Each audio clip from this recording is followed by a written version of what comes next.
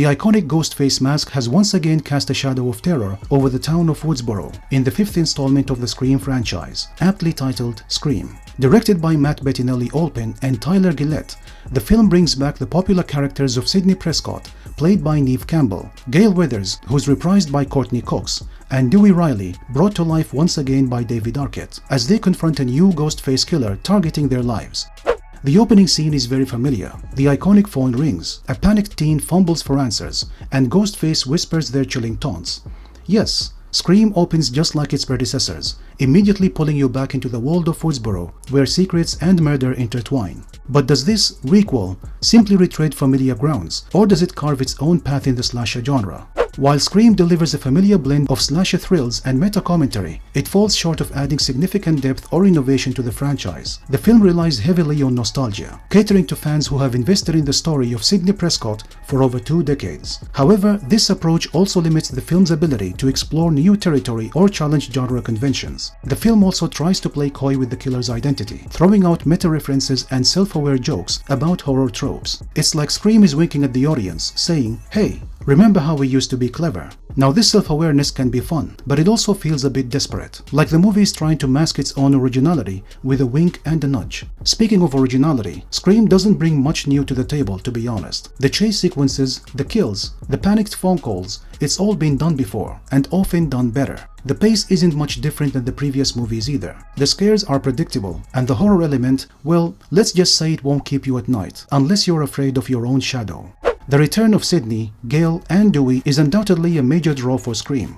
These characters have become synonymous with the franchise, and their presence provides a sense of familiarity and comfort for long-time fans. However, their involvement also reinforces the narrative's reliance on familiar tropes, themes, and scenarios. The film's focus on these characters limits the exploration of new storylines or character dynamics, but despite the film's reliance on nostalgia, it does introduce a group of fresh faces to the franchise. Jenna Ortega shines as Tara Carpenter, who becomes the primary target of the Ghostface killer. Now, Ortega's performance here is captivating, conveying a mix of vulnerability and resilience in the face of terror. Melissa Barrera also delivers a strong performance as Sam Carpenter, Tara's older sister, who grapples with her own troubled past and connection to the Woodsboro killings.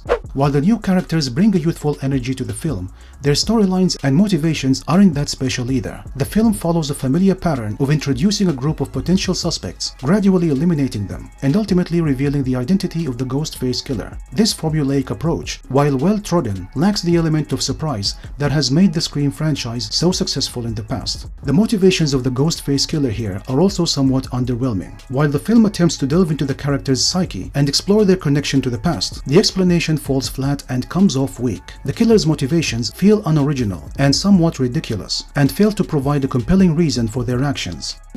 Overall, Scream 2022 is an okayish movie. It's not bad, but it's not great either. It's like a leftover pizza. Still edible, but not nearly as satisfying as the fresh one you had the night before. And maybe that's enough for some. It's surely a nostalgic trip down memory lane for die-hard fans. It offers a decent mix of familiar thrills and meta humor, but doesn't break new ground in terms of horror sequences, pacing, or genuine scares. It's simply a safe sequel that doesn't quite recapture the magic of the original, leaving you with a sense of been there, stabbed that, rather than a Scream-inducing shock. And that's why my final score for it would be 5 out of 10.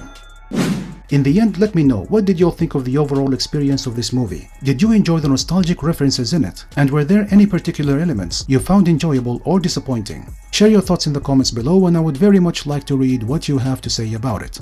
And until I see you all in the next video, thank you very much for watching, have a splendid day, and peace out.